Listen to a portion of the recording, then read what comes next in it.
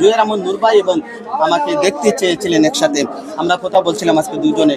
তার আগে আমরা ম্যাচের পরিসংখ্যানটা বলি, আপনাকে অ্যানালাইসিস করতে সুবিধা হবে। আমরা নিরপেক্ষভাবে প্রথমার্ধের ৪৫ মিনিটের যে খেলাটা আমরা দেখেছি, সেই জায়গায় যতটুকু গোল অন দ্য টার্গেটে আমরা মার্কিং করতে পেরেছি, গোয়াইনঘাটকে আমরা ৫ মার্কিং করেছি আর ৬ মার্কিং করেছি ওসমানীনগরকে। এটা হচ্ছে প্লাস মাইনাস হতে পারে, আমাদের কাউন্টিং সেটা বলছে। তবে সবচেয়ে সুযোগটা মিস করেছে গোয়াইনঘাট এবং ক্লোজ গোলটা তারা করতে পারতো।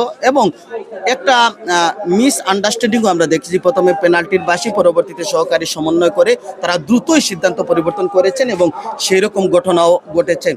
আদারওয়াইজ বল পজিশন আমার বিশ্লেষণ বলছে 50-50। বাকিটা বলবেন জুয়েল আহমদ নূর ভাই আপনি। যদি আমরা এখানে অ্যানালাইসিস করি, তবে প্রথমে আমি দু দলের আক্রমণ ভাগে, বিশেষ করে উসমানগঞ্জ যে আক্রমণ ভাগ অনেক শক্তিশালী, তারা বেশ আক্রমণ সানিয়ে নিয়েছিল। অপরদিকে আমরা লক্ষ্য করেছি যে উসমানগঞ্জ যে রক্ষণ দুর্গে আমরা যেটা লক্ষ্য করলাম যে 1-2টি মিসিং হচ্ছে, যে কারণে গোয়াইনঘাট তারা বালার সুযোগ তৈরি করেছিল, তবে শেষ পর্যন্ত তারা কোনো দলে গোল পায়নি।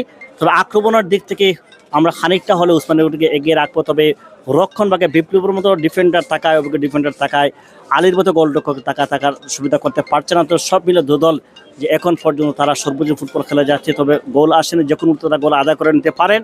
আমি দ্বিতীয়ার্ধে আশা রাখবো যে দলের মধ্যমার দখল নেবে তারাই কিন্তু অ্যাডভান্টেজে চলে যাবে কিংবা গোল আদায় করতে তাদের সহজ হবে। তবে সর্বোচ্চ দুজন খেলোয়াড় খেলছে, দুজন খেলোয়াড় কিন্তু মিসিং করছেন, তবে তাদেরকে এটা কেটে উঠতে হবে। অনেক অনেক ধন্যবাদ।